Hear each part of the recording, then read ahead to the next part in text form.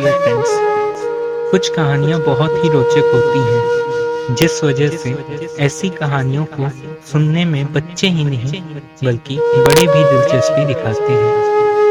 आपके लिए हम ऐसी ही कहानियाँ लेकर इस चैनल पे सदा उपस्थित रहेंगे। इसीलिए कृपया हमारे चैनल को सब्सक्राइब करें, वीडियो को लाइक करें, कमेंट करें और वीडियो को शेयर करें।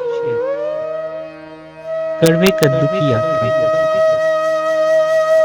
एक बार तीर्थ यात्रा जाने वाले लोगों का एक संत के पास पहुंचा और संत को भी तीर्थ यात्रा पर चलने के लिए आग्रह करने लगा, लेकिन संत ने तीर्थ यात्रा पर जाने से इनकार कर दिया। संत ने तीर्थ यात्रियों को एक कड़वा कद्दू दिया और कहा, मैं आप लोगों के साथ आ ही नहीं सकता, लेकिन आप इस कद्दू को साथ ले जाइए और जहाँ जहाँ भी स्नान करें इसे भी पवित्र जल में स्नान करा लीजिए। तीर्थ यात्रियों ने बिना संत की बातों पर गौर किए उस कद्दू को उठाया और अपने साथ यात्रा पर ले गए। जहाँ जहाँ भी तीर्थ यात्रियों का संग किया और स्नान किया, वहाँ वहाँ उन्होंने कद्दू को भी स्नान करवाया। मंदिर में जाकर दर्शन किया तो कद्दू को भी दर्शन करवाया। यात्रा पूरी होने के बाद सब संत के पास वापस आए और उन्हें कद्दू पकड़ा दिया। संत ने यात्रियों को भोज का निमंत्रण दिया। भोज में आए सभी लोगों को विविध पकवान परोसे गए। तीर्थ में घूमकर आए हुए कद्दू की सब्जी विशेष रूप से बनवाई गई थी। सभी यात्रियों के खाना शुरू किया और सबने कहा कि ये सब्जी कड़वी है, पर संत ने आश्चर्य जताते हुए कहा, ये सब्जी तो उसी कद्दू से बनी है जो तीर्थ स्थान से आया है। बेशक यह तीर्थटन के पूर्व कड़वा था, मगर तीर्थ दर्शन और स्नान के बाद इसमें कड़वाहट है।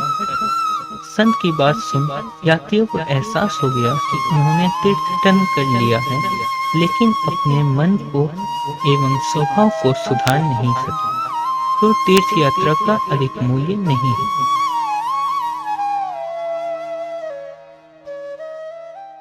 दूसरी कहानी, अंधविश्वास।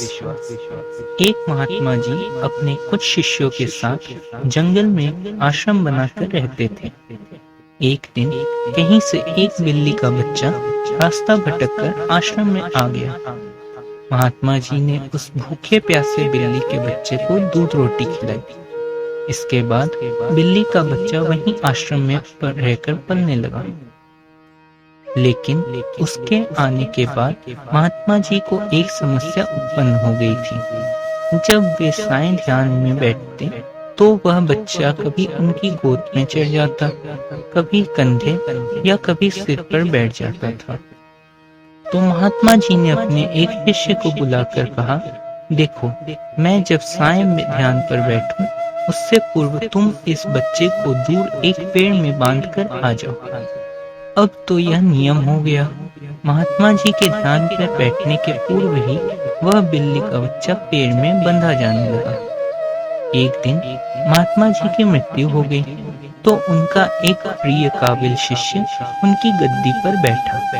वह जब भी ध्यान पर बैठता तो उससे वह बिल्ली का बच्चा पेड़ पर बांध दिया जाता।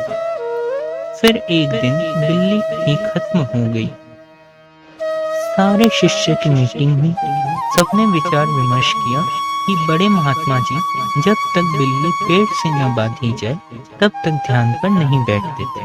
अतः पास से के गांव से कहीं से भी एक बिल्ली लाई जाए। आखिरकार काफी ढूंढने के बाद एक बिल्ली मिली, जिसे पेड़ पर बांधने के बाद महात्मा जी ध्यान पर बैठे। उसके बाद कई बिल्लियां मर गई और कई महात्मा जी भी मर गए, लेकिन उस आश्रम में बिल्ली को पेड़ पर बांधकर ध्यान के लिए बैठने की परंपरा खत्म कभी नहीं हुई।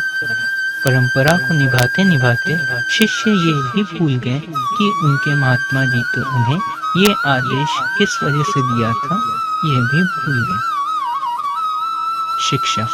परंपरा को अंधविश्वास में नहीं बदलना चाहिए। परंपरा को निभाने से पहले उसके पीछे की वजह जरूर जान लेनी चाहिए।